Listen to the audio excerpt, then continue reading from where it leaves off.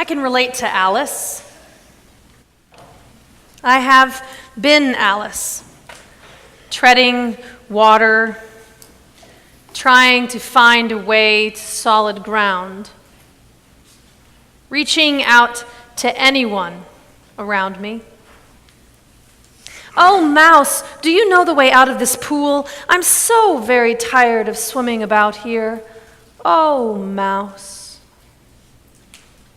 Trying to connect and instead pushing away the very people I'm trying so hard to reach out to. I want to tell you a story that happened to someone among us. A member of this church who agreed that I could share her significant foot-in-the-mouth experience like Alice's. She is highly educated, well-mannered, and considers herself to be aware of oppression, both individual and institutional.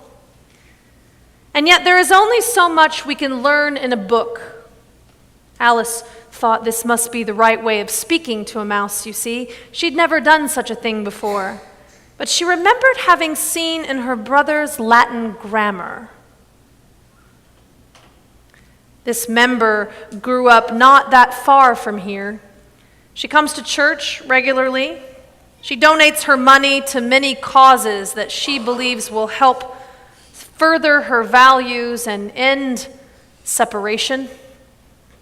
She considers herself to be very open-minded and even tears up when she hears Martin Luther King Jr.'s "I Have a Dream" speech. And she's pretty savvy when it comes to understanding power and influence. And for the sake of this story, it's important for you to know that she's white.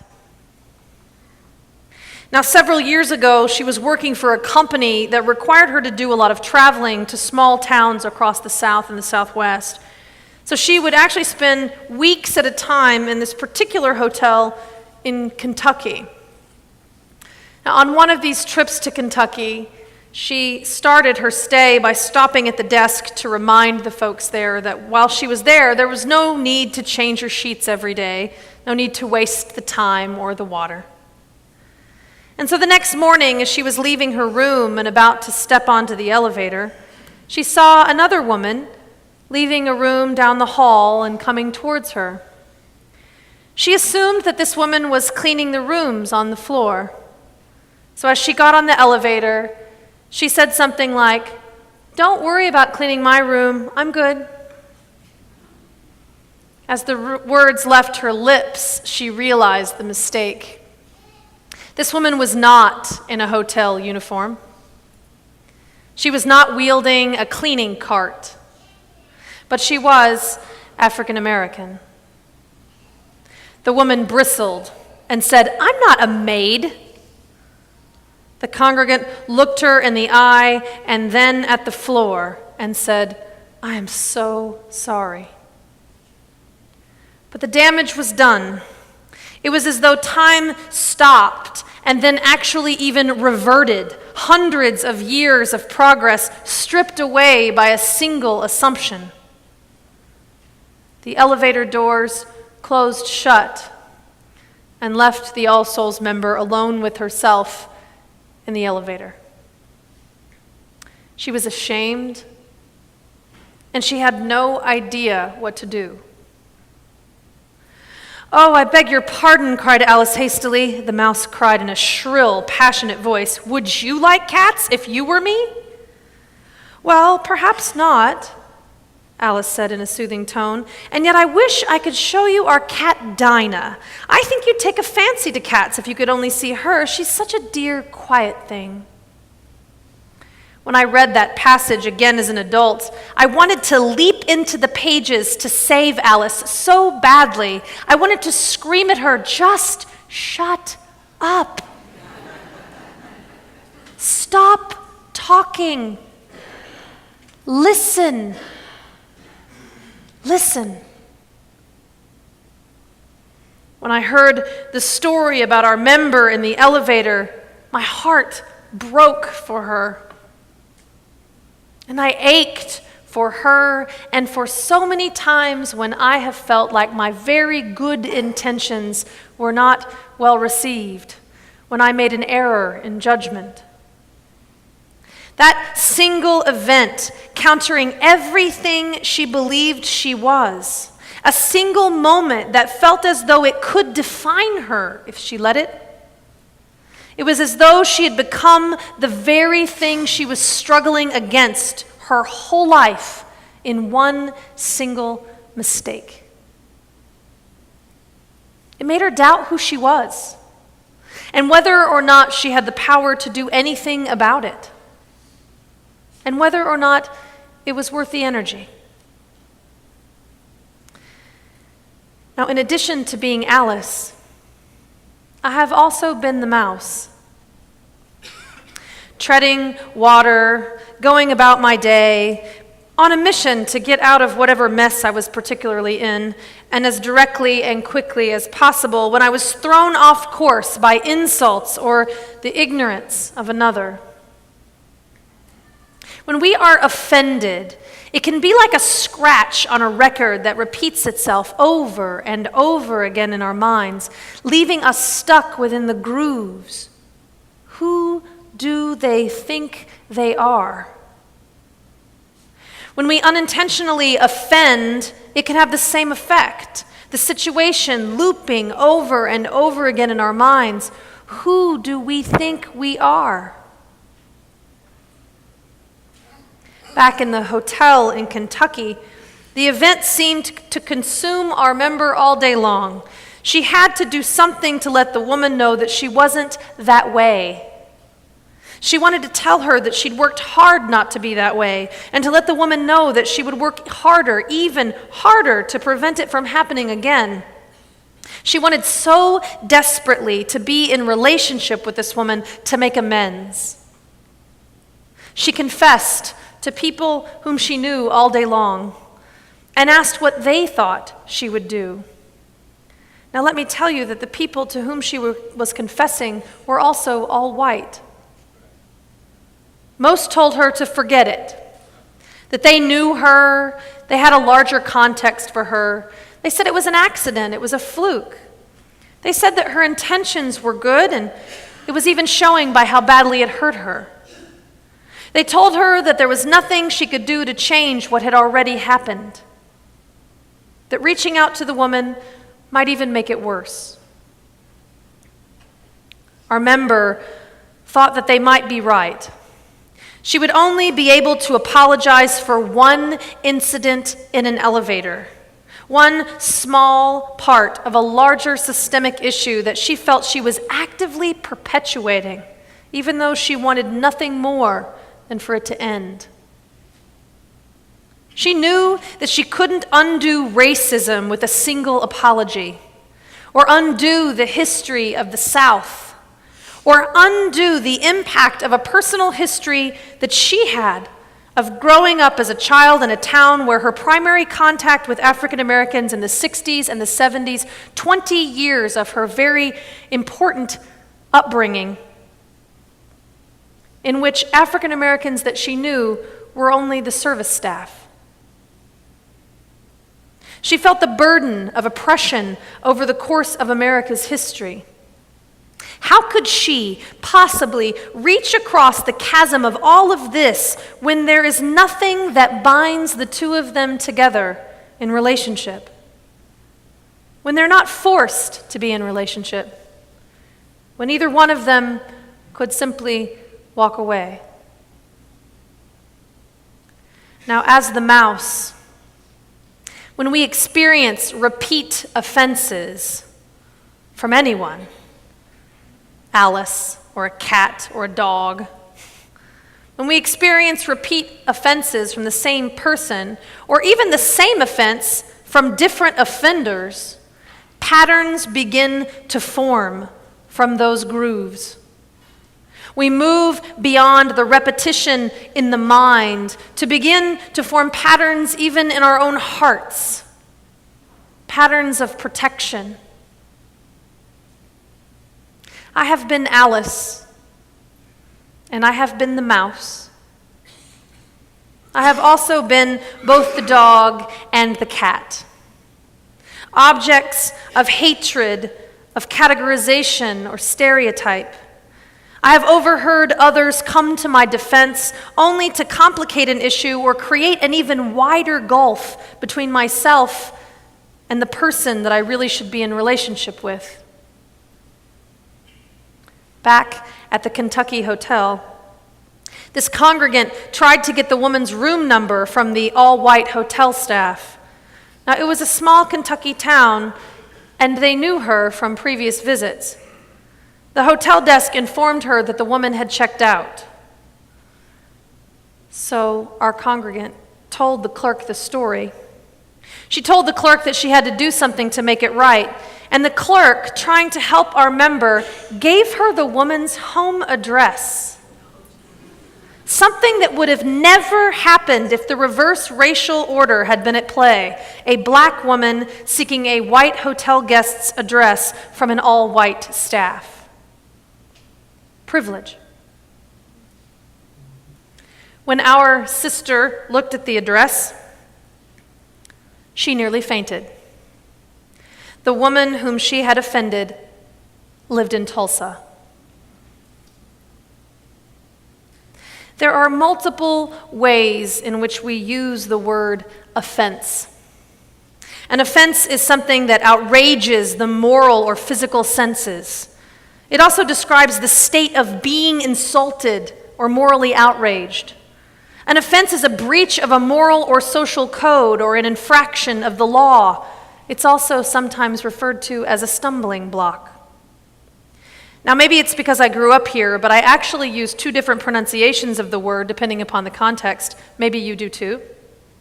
We've been talking up till now about taking or giving offense, but in sports, we don't say offense, we say offense. Now, maybe it's too many Friday night football games of dividing the word into a cheer, but offense is talking about a game. But so is offense. Because anytime someone has been offended or offends another, immediately the context changes into a win-lose situation. The offense is an assault. It's the act of attacking, of attempting to score. It refers to the members of a team who are trying to get points. And there are opposing teams when you have offense. And I would argue that an offense or an offense, both of them, is anything that causes us to lose sight or to lose focus of the goal. To offend gets in the way of our goal. And to be offended gets in the way of our goal. Offense divides the players into opposing teams playing against one another by its very nature. So an offense is seeing the person not as a person but as an object or a category. It's anything that gets in the way of the goal. Now, what's the goal? The goal has to be bigger than the game itself. So an offense is seeing the person not as a person, not paying attention to the relationship any longer. But if the relationship is your goal, an offense or an offense could also be rejection or judgment or jealousy or hate, strife or arguing or gossip, even something as serious as an addiction or abuse or resentment. Anything that gets in the way of the goal. That night in the Kentucky hotel, our member wrote the woman whom she had offended a letter. It was brief. She knew that she would be lucky if the woman even took the time to read it. She apologized again. She admitted that this never would have happened if the woman had not been black. She said how ashamed she was, how disappointed she was in herself, thinking that she was better than that, completely beyond offense. She let the woman know that she was expecting nothing in return, but just wanted to own what had happened. Lewis Carroll. Alice called softly, "Mouse dear, do come back. And we won't talk about cats or dogs either if you don't like them. When the mouse heard this, it turned around and swam slowly back to her and said in a low and trembling voice, "Let us get to the shore, and then I'll tell you my history, and you'll understand why it is that I hate cats and dogs." No one is beyond offense. If we are going to be in relationship with another human being and honor both their uniqueness and their humanness, then we have to recognize that we have similarities and differences. We honor one another when we can see those differences and not dismiss them away, when we can hold on to the complexity and still embrace the humanity. Several days later, a letter came in the mail for our member. The woman wrote that she was in Kentucky to bury her brother, so she was swimming in her own pool of tears. She said she was grateful that our member had taken the time to write and admit that she was wrong. And in the letter, the woman said that she assumed that our member must be a Christian to have owned up to such an error. She is, in fact, an atheist, and in any other circumstance would have likely been argumentative and possibly offended at the thought that someone would have to be a Christian in order to have the values and morals that she was displaying. You couldn't be a Jew or a Buddhist or a Muslim and apologize. But this time, she would not let that stand in the way of her goal. She would not take offense. When we are in relationship, we risk offense. If we can recognize that even in repeated offenses such as Alice's, that the goal is to connect. Lewis Carroll highlights some important takeaways. Alice and the mouse were treading water in a pool of tears. In a sense, we're all treading water beneath the surface, trying to survive in a world that is filled with so much opportunity and so much grief and pain. Trying to make sense of our lives and do the best we can. So after you have offended, apologize. And if you're given the opportunity to do more listening than talking, do more listening than talking. If you have a sense that you've offended but you aren't quite sure, ask and then listen. Get curious about the other person's experience. Don't merely just defend or continue to justify your own. In Carol's story, we see that after an offense, the person who is offended holds the power actually to decide whether or not the relationship will continue. Even after multiple offenses, Carol's mouse held the goal over and above everything else, the ultimate goal, to connect, to be understood. He even includes Alice and doesn't exclude her. Let us get to the shore, he says.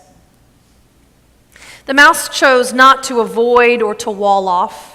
He instead chose to connect and risked being vulnerable again and again by asking if he could share his own experience. When we encounter difference, we respond to it in one of two ways. We either stay in relationship or we draw a circle around ourselves and make the other person an other. We either identify or we do not. Now, I understand that there are abusive situations where staying in relationship is not the right thing to do, but that is not this sermon, and yet I want to make sure you understand that I know that. But I was at the Return on Inclusion Summit this past week and heard an excellent speaker named Steve Robbins. He's a neuropsychologist and deeply interested in diversity and inclusion work and conflict. And he told us that we are constantly in a state of feeling either included or excluded, of identifying or not identifying with individuals or with groups. You are either in or you're out. And when you're out, he claims that the pain centers of our brain actually fire off like crazy, And so we have to send some of our energy to go deal with those firing centers, which keeps us from being fully open, being fully creative. It can keep us from forgiving, and it definitely keeps us from being capable of assuming good intentions. When you're in, we find it easy to assume good intent and can spend our energy making and finding and creating connection.